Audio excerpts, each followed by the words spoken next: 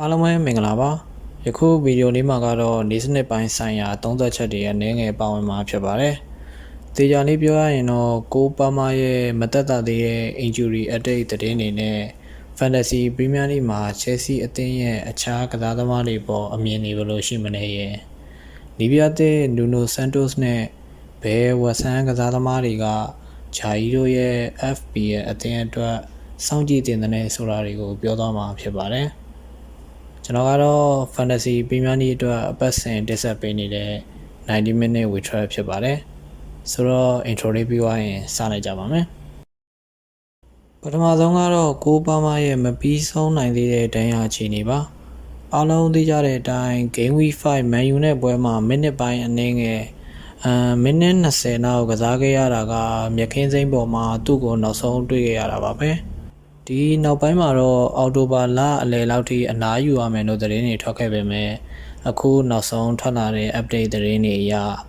Game Week 17 စနစ်ကစားမဲ့နိုဝင်ဘာလလောက်မှကစားနိုင်တော့မှာဖြစ်ပါတယ်ဆိုတော့ကိုပါမာတခင်အေးအကြောင်းကဒီလောက်ပဲပြောပြီးတော့တခင်အေးမရှိတော့တဲ့ Chelsea အသင်းရဲ့အကြောင်းကို Fantasy Shootout ကနေကြည့်နိုင်အောင်ပါပထမဆုံးချက်ကတော့ set piece အပိုင်းမှာအဓိကပြောရမှာက penalty ဘယ်သူကမှလည်းစဉ်းစားရပါမယ်ဆိုတော့ဒီမှာထူးခြားတဲ့အချက်တစ်ချက်တော့ရှိနေပါတယ်မနစ်က Chelsea အသင်းရဲ့ data တွေကိုတစ်ချက်ပြန်ကြည့်လိုက်တော့38ပွဲလုံးမှာ Chelsea က penalty 4ချိန်ပဲကန်ခွင့်ရခဲ့တာပါဒီ4ချိန်လုံးကိုတော့ပါမာပဲကန်ခဲ့ပြီးတော့4ချိန်လုံးကိုအဖြစ်ပြောင်းလဲနိုင်ခဲ့ပါတယ်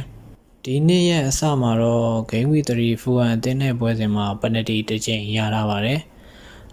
ဒီပွဲမှာပါမာမပါတဲ့အတွက်အသင်းကောင်းဆောင်အန်ဆိုဖာနန်ဒက်ကပဲပနယ်တီကိုကန်ခဲ့တာပါဒီတော့လာမယ့်ပွဲစဉ်တွေမှာလည်းပါမာမပါသေးခဲ့ရင်အန်ဆိုကပဲပနယ်တီတွေစက္ကန့်သွားဖို့များပါတယ်ဒီတော့ဂျာကြီးတို့အများစုရဲ့အသင်းမှာပါနေနောက်မဲ့တိုက်စစ်မှုဘရိုက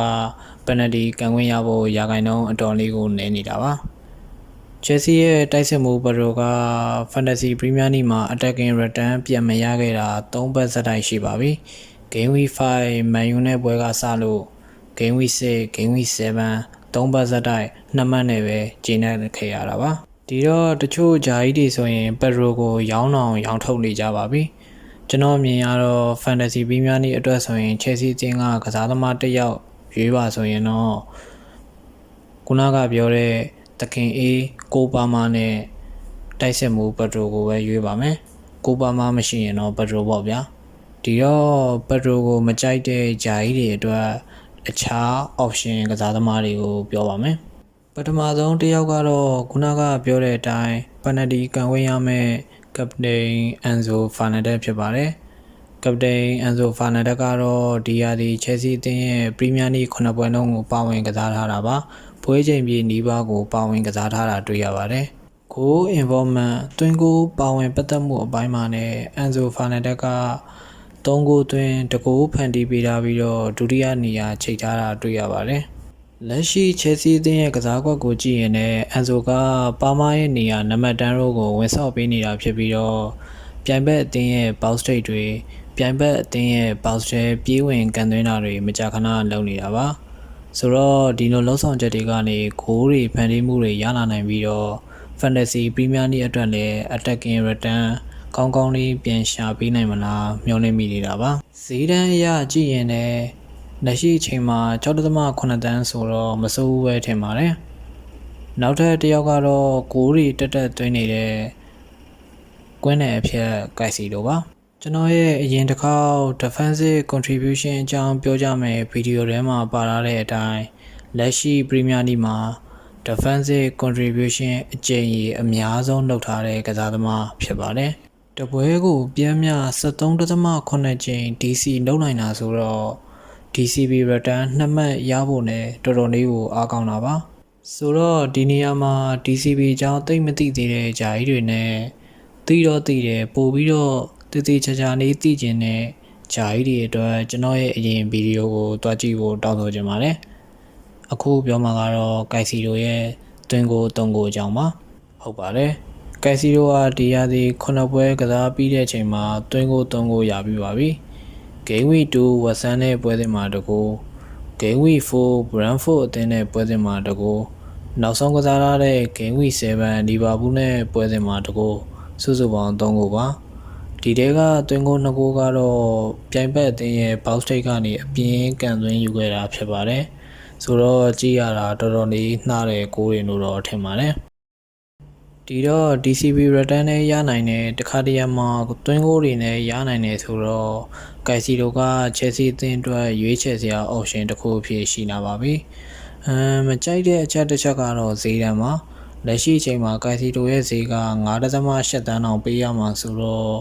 သူ့ကိုပေးရတဲ့ဈေးကတင့်ရလားဆိုတာကတော့စဉ်းစားစရာပါပဲနောက်ထပ်တစ်ယောက်ကတော့ခန်းစစ်ပိုင်းအကြောင်းပြောမှာဖြစ်ပါတယ်ကိုသမားစန်းချက်ကိုရောနောက်တန်းကအုံနာ8% များနေတဲ့ကူကူရဲလာကိုရောရည်ရွယ်ပါတယ်ဒီနေ့ယောက်ကိုရည်ရွယ်ပြီးပြောရတာကလက်ရှိအချိန်မှာ Chelsea နဲ့ပတ်သက်ရင်ခန်းစစ်တန်းနဲ့ပတ်သက်ရင်ပေါ့ဒီနေ့ယောက်ကလူကြိုက်အများဆုံးထင်နေလို့ပါဒီတော့ကြည့်ပါမယ်လက်ရှိ Chelsea အသင်းကပရီးမီးယားလိ9ပွဲကစားပြီးချိန်မှာပေးကို9ဂိုးတောင်ရှိထားတာပါ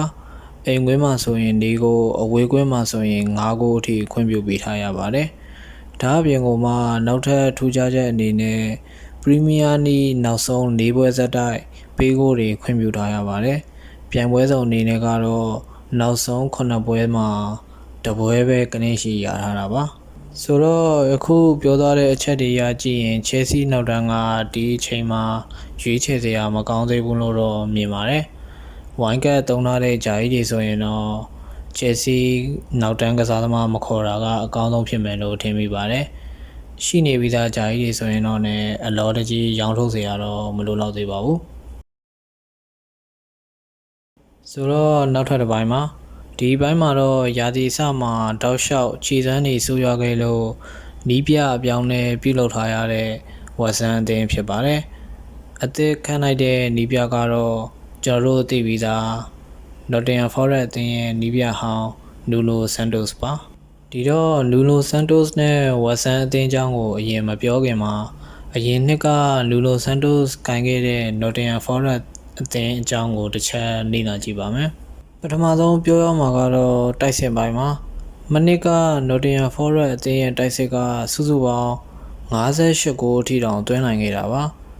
ဒီထဲမှာမှတိတာထင်ရှားနေတဲ့တယောက်ကတော့တိုက်စစ်မှု Chris Wood ဖြစ်ပါတယ်တယောက်တည်းကိုသွင်းဂိုး20အထိသွင်းထားနိုင်ခဲ့ပါတယ် Fantasy Premier League အတွက်ဆိုရင်လည်းကျွန်တော်တို့တသားလုံးကြီးတို့ချစ်စလို့ခေါ်ခဲ့တဲ့ Chris Wood ကတော်တော်လေးအကျိုးပြုခဲ့မှာပါအနစ်က Chris Wood ကိုဝယ်ထားတဲ့ဂျာကြီးတွေ run အတက်တော်တော်လေးကျန်ခဲ့ပါတယ်နောက်ထပ်ချီးကျူးရမယ့်ကစားသမားတွေကတော့ကွင်းနဲ့ကစားသမား Morgan Gibbs-White နဲ့ Ian Garo တို့ပါ Ian Garo ကတော့အခု Newcastle အသင်းကိုပြောင်းရွှေ့သွားပါပြီဆိုတော့ဒီနှစ်ယောက်ရဲ့မနစ်က stat တွေကိုတစ်ချက်ကြည့်လိုက်ကြပါမယ် Morgan Gibbs-White ကတော့ပြောရမယ်ဆိုရင်မနစ်က Nottingham Forest အသင်းရဲ့ကစားကွက်မှာတိုက်စစ်မှု Chris Wood လိုပဲအဓိကအရေးပါတဲ့သူတစ်ယောက်ပါသူစီကသွင်းဂိုး9ဂိုးနဲ့ဖန်တီးမှု17ကြိမ်အထိရခဲ့ပါတယ်အဒမင်ရဲ့အသင်းမှာလည်းမနစ်က Morgan Gibbs-White ကိုတခါတနေခေါ်သုံးခဲ့ပူပါတယ်ရာသီစအပြောင်းရွှေ့ဈေးကွက်မှာပဲအသင်းပြောင်းသွားပြီဖြစ်တဲ့Ian Garoကတော့မနစ်ကသူ့ရဲ့အကောင်းဆုံးရာသီလို့တောင်ပြောလို့ရပါတယ်Nottingham Forest အသင်းအတွက်သွင်းဂိုး6ဂိုးနဲ့ဂိုးဖန်တီးမှု17ကြိမ်အထိလုပ်နိုင်ခဲ့တာပါဒီနောက်မှာတော့နောက်ထပ်ကွင်းနဲ့ကစားသမားတွေဖြစ်တဲ့ Hudson Odoi နဲ့ Elliot Anderson တို့ရှိနေပါတယ်သူတို့နှစ်ယောက်ကလည်းနီးပြ Nuno Santos နဲ့တွေ့ပြီးတော့မှခြေစမ်းတီးတီးသာသာတိုးတက်လာတယ်လို့ပြောရင်တော့မှားမယ်မထင်ပါဘူးတီးတီးသာသာမန်ရှင်းလုပ်ပေးရမယ့်အပိုင်းကတော့ဂိုးသမား Matt Sales ရဲ့ clean sheet 73ပွဲဖြစ်ပါတယ်မနစ်ကအာဆင်နယ်ရဲ့အဓိကဂိုးသမား Rara နဲ့အတူကိုမှရွှေလက်အိတ်စုရယူနိုင်ခဲ့တဲ့အထိဂိုးသမား Matt Sales က Nottingham Forest အသင်းအတွက်တော်တော်လေးအကျိုးပြုခဲ့တာပါဒါပြီးရင်တော့နောက်တန်းကစားသမားမီနန်ကိုဗစ်မြူအန်နီယိုတို့အတွဲကလည်း Fantasy Premier League ဆော့တဲ့ဂျာကြီးတွေအတွက်ခေါ်ခြင်းစရာကောင်းလောက်တဲ့ option တွေဖြစ်ခဲ့တာပါဒီတော့ဒီအချက်တွေပေါ်မူတည်ပြီးပြောရရင်နှစ်တိုင်းတန်းစင်းဆောင်လာတဝဲနယ်နယ်နဲ့တိုင်ပတ်နေတတ်ခဲ့တဲ့ Nottingham Forest အသင်းကနီးပြ Nuno Santos ရဲ့ကစားကွက်နီးပြွာတွေနဲ့အတူချန်ပီယံလိဝင်ခွင့် top 4လာအထိကတ်နိုင်ခဲ့တာတိုးတက်ပြောင်းလဲလာခဲ့တာတွေကိုတွေ့ရမှာပါဆိုတော့ဒီနှစ်မှာတော့ဝက်ဆန်အသင်းက Nottingham Forest ကိုဖြစ်သွားမလားစောင့်ကြည့်ရပါမယ်ချက်ချင်းနှငင်းကြီးအောင်မြင်သွားဖို့တော့မလွယ်ပေမဲ့ရာသီအစကဆိုးရွားတဲ့ခြေစမ်းတွေထက်တော့ပိုကောင်းလာမယ်လို့မျှော်လင့်ပါတယ်ဒီတော့ကျွန်တော်ကဝက်ဆန်အသင်းကနေစောင့်ကြည့်တဲ့ကစားသမားအနေနဲ့ကစားသမား၄ယောက်ကိုရွေးချယ်ပေးရပါတယ်ပထမဆုံးကတော့ခံစစ်ကကစားသမား2ယောက်ပါ Kingman နဲ့ D-off အကြောင်းအရင်ပြောလိုက်ပါမယ်ဗဟိုခံစစ်စင်တာဘက်အနေနဲ့ကစားတဲ့ Kingman ကဝုတ်အသင်းမှာတော့ကလီးပြနူနိုဆန်တိုစ်ရဲ့တပည့်ဟောင်းတစ်ယောက်ပါဒီဝက်ဆန်မှာနဲ့ line up မှန်ဖို့တေချာနေပြီးတော့ဘယ်နောက်ခံကစားသမားဒီရောကြောင့် DCB return နေနဲ့ရဖို့ရှိပါတယ်ဒီရောကတော့တိုက်စစ်အာသန်နောက်တန်းကစားသမားတစ်ယောက်လို့ထင်ပါတယ်အခုဒီတော့ဝက်ဆန်အသင်းအတွက် assist 3ချိန်လုပ်ထားနိုင်ပြီးတော့ကွင်းထဲမှာလည်း advance row ကောင်းကောင်းဆော့နိုင်တာတွေ့ရမှာပါဒါပေမဲ့တိုက်စစ်အာသန်ကစားသမားတစ်ယောက်ဖြစ်တဲ့အတွက် DCB return ရဖို့တော့တိတ်ပြီးတော့မသေးကြပါဘူးဂျာဟီတို့ရဲ့အသင်းမှာစိတ်ချရတဲ့နောက်တန်းကစားသမားအလုံးလောက်ရှိနေရင်တော့ဒီ2ယောက်ကစောင့်ကြည့်အောင်စောင့်ကြည့်တဲ့ကစားသမားတွေပါပဲနောက်ထပ်တစ်ယောက်ကတော့ကွင်းနယ်ကပါကွေတာပါကျွန်တော်ကတော့ပါကွေတာက Nottingham Forest အသင်းရဲ့ကွင်းနယ်ကစားသမား Morgan Gibbs White ထက်ပိုပြီးတော့ကောင်းတယ်လို့ထင်ပါတယ်ဘရာဇီးသားဆိုတော့စကေးပိုင်းကလည်းတိတ်ပြီးတော့ပြောစရာလိုမယ်မထင်ပါဘူးလက်ရှိအချိန်မှာလည်းဝက်ဆန်အသင်းအတွက်ပယ်နတီကန်ခွင့်ရထားပြီးတော့သွင်းကို2ကိုရထားပါတယ်နောက်ဆုံးတစ်ယောက်ကတော့အားလုံးချစ်တဲ့ဘိုဝင်ပါ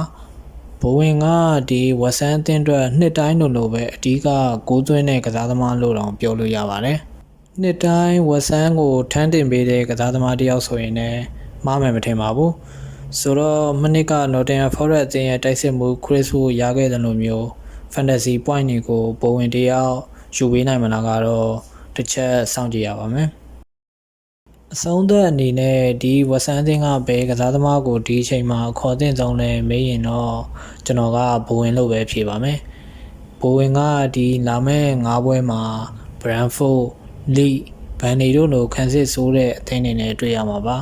ဆိုတော့ရီတိုကောင်းတဲ့တိုက်စစ်မှုလို့လည်းပြောလို့ရပါတယ်ဒီတော့ယခုဗီဒီယိုလေးမှာပြောထားတဲ့အကြောင်းအရာတွေက Chelsea အသင်းနဲ့ West Ham အသင်းကကစားသမားတွေအပေါ်လက်တနောအတွေးမြင်နေဖြစ်ပါတယ်ယခုဗီဒီယိုလေးကိုအဆုံးထိကြည့်ရှုပေးတဲ့အတွက်ကျေးဇူးအများကြီးတင်ပါတယ်ဗီဒီယိုလေးကိုကြိုက်နေသလို့ရှိရင်တော့ကျွန်တော်ရဲ့ channel လေးကို like and subscribe လေးလုပ်သွားဖို့တောင်းဆိုချင်ပါတယ်နောက်ထပ်ဗီဒီယိုတွေမှာပြန်လည်တွေ့ဆုံကြပါမယ်အားလုံးပဲကျေးဇူးပါ